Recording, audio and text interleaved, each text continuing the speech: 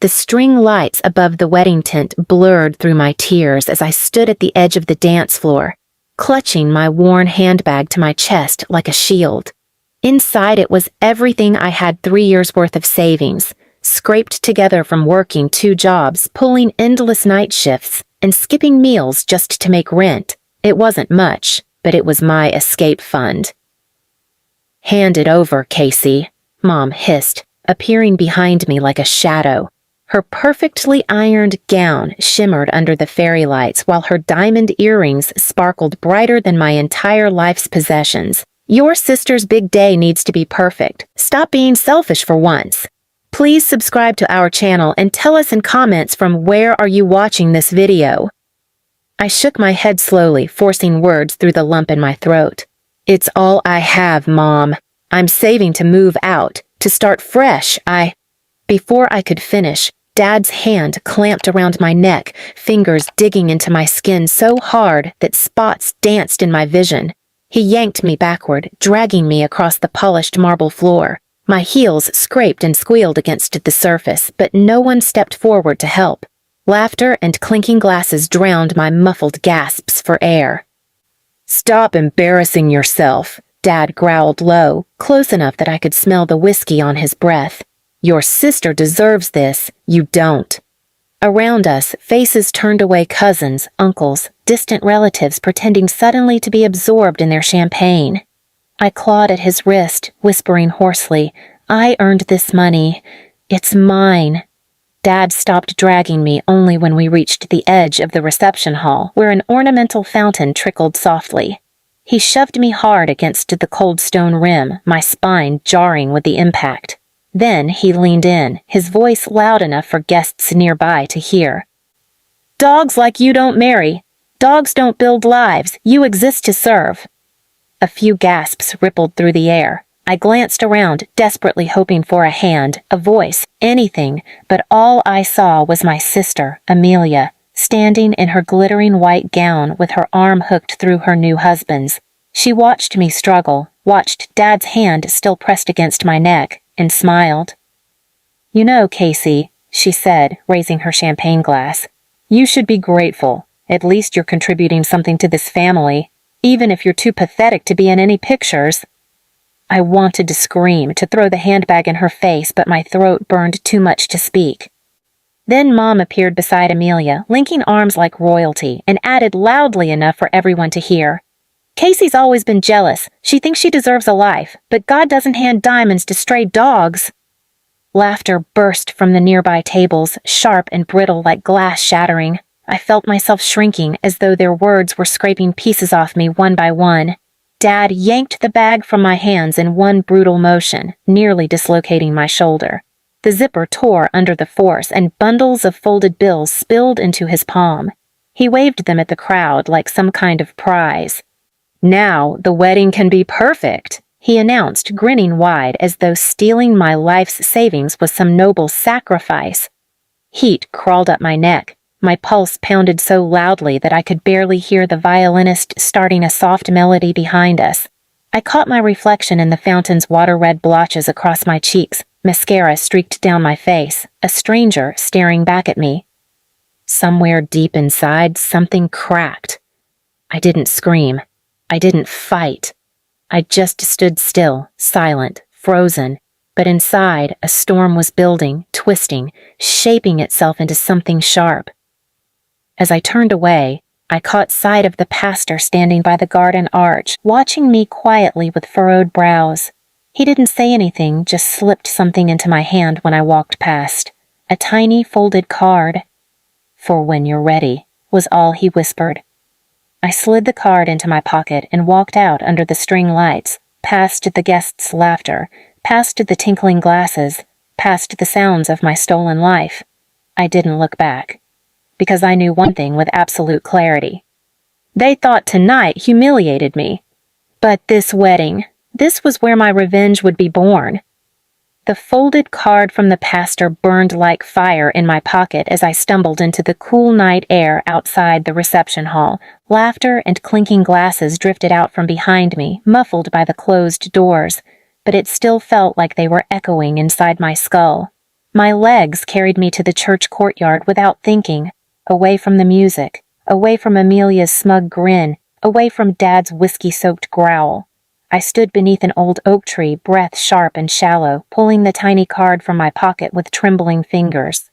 Room 3B, tomorrow, 7 p.m., don't tell anyone. That was all it said.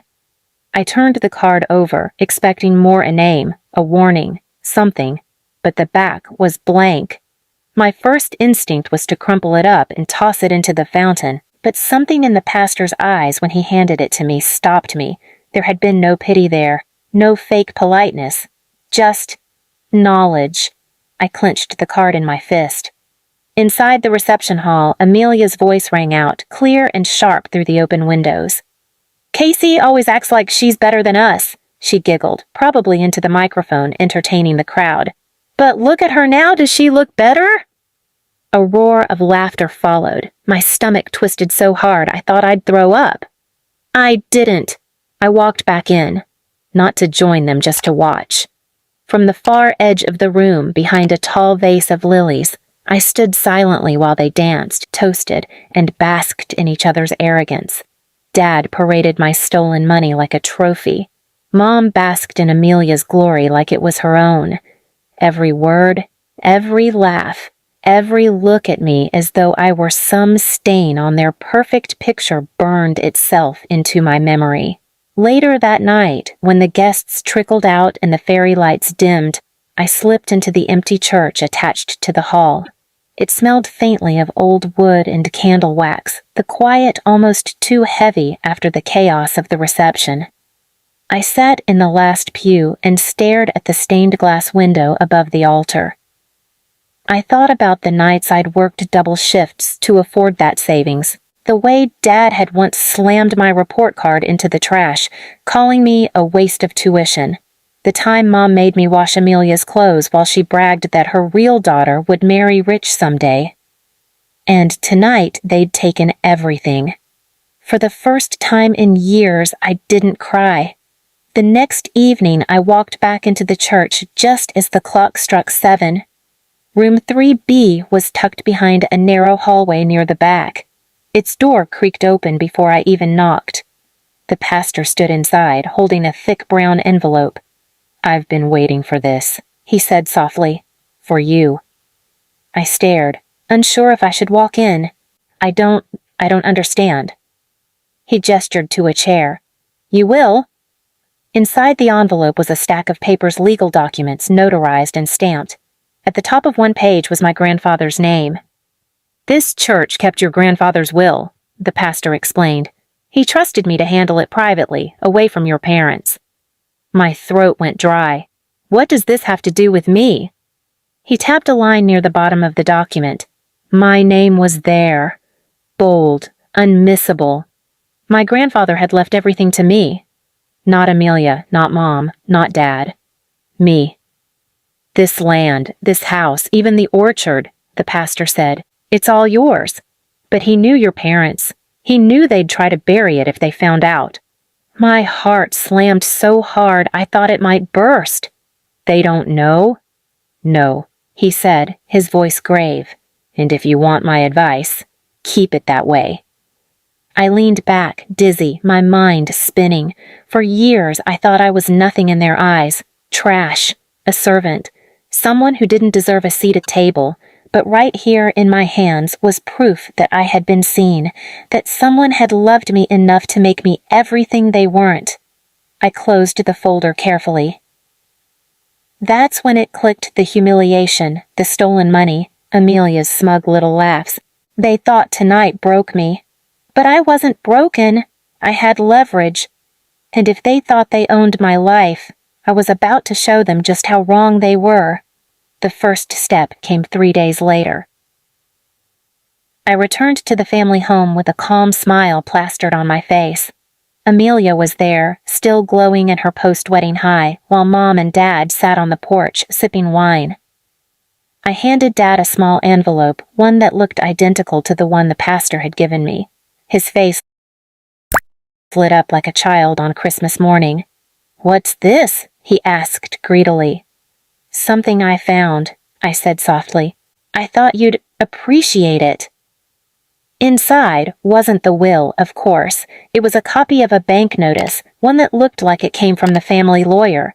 It suggested an upcoming audit involving potential unreported assets connected to Dad's name. The color drained from his face instantly. Mom snatched it from his hands, scanning it furiously. Her wine glass slipped and shattered on the porch tiles. Amelia's smile faltered for the first time in years. I didn't say a word. I just walked inside, slow and deliberate, dragging my fingertips across the polished wooden banister like I already owned it. Because soon they'd find out the truth. And when they did, their pale faces at the wedding would look nothing compared to what was coming. 3 weeks later, the reckoning came. Amelia had organized a grand family brunch at the estate to show off her new life as a perfect wife. Dad and Mom floated around like royalty, pretending their stolen money had somehow elevated them, still believing I was beneath them. I arrived in silence, wearing a plain black dress and carrying a slim brown envelope under my arm. Amelia saw me first and scoffed loud enough for everyone to hear. "Look who finally showed up. Did you save enough coins to buy a seat at the table, Casey?" Mom laughed behind her champagne flute. "Dogs don't marry, Amelia. They just beg for scraps." I didn't flinch. Instead, I walked straight to the head of the table, placed the envelope down, and spoke calmly. "You might want to open this before dessert." Dad sneered. "What game are you playing now, trash?" But he opened it anyway. Inside was a certified copy of my grandfather's will, the pastor's signature stamped clearly at the bottom. The moment Dad's eyes landed on my name, the sole heir to everything, the blood drained from his face. Mom leaned over, grabbing the paper with shaking hands. This is a mistake. Tell me this is a mistake." "It isn't," I said softly. "You spent years calling me nothing. Tonight, you find out I'm everything you wanted for Amelia." The room fell silent. Even Amelia's smug smile vanished. I leaned forward, my voice low but sharp enough to cut through their shock. "From this day forward, the house, the orchard, the savings, they're mine. You don't own me anymore. And you never will again." Dad's lips trembled as he tried to speak, but no words came. I picked up my glass of water, raised it slightly, and whispered, "Congratulations on the wedding, Amelia. Enjoy your husband's house because soon you won't have this one." And then I walked out, leaving them frozen around the table, their empire crumbling, while I finally took back what was always meant to be mine. For the first time in years, the weight was gone. I didn't just leave with dignity. I left with everything. Please subscribe to our channel and tell us in comments from where are you watching this video.